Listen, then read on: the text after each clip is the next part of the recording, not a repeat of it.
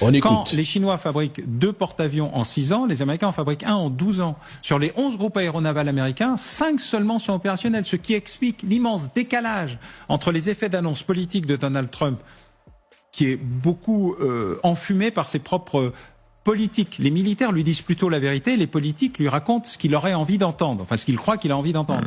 L'intégralité du processus militaire américain a été appauvrie, déconstruit, réduit. Les États-Unis ont raté la dronisation complètement. Ils ont raté la guerre d'Ukraine. En tout cas, ils n'en ont pas tiré les leçons. Aujourd'hui, ils font un rattrapage. Le Lucas américain est la copie du Shahid iranien. Dans 50 ans, est-ce que nécessairement la Chine sera la première puissance? Elle est la première puissance. On ne s'en rend pas compte, mais elle est la première puissance. Elle est la première puissance technologique. Elle est en train d'être la première puissance militaire en nombre de militaires. Alors, la chance que nous avons... Attendez, quand on voit les technologies, pour l'instant, ici en Europe, c'est comme les technologies américaines qui dominent.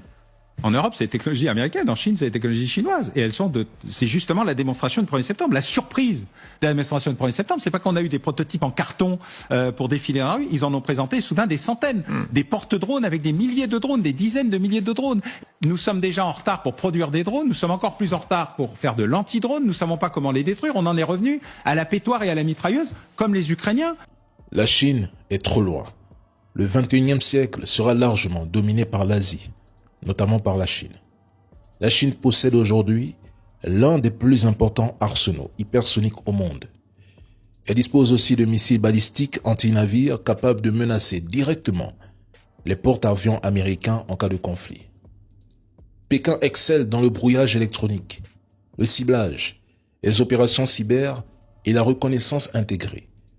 La Chine est également très avancée dans l'imagerie radar, un domaine où elle affiche des capacités parmi les plus performantes au monde. Il suffit d'observer le conflit en Iran pour comprendre l'importance stratégique de ces technologies chinoises. La Chine détient aussi la plus grande flotte navale au monde et domine le classement mondial en tonnage naval. Dans une guerre prolongée, sa capacité industrielle et sa production de munitions représenteraient un avantage majeur.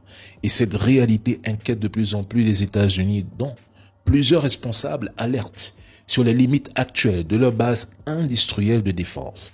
Faites le constat.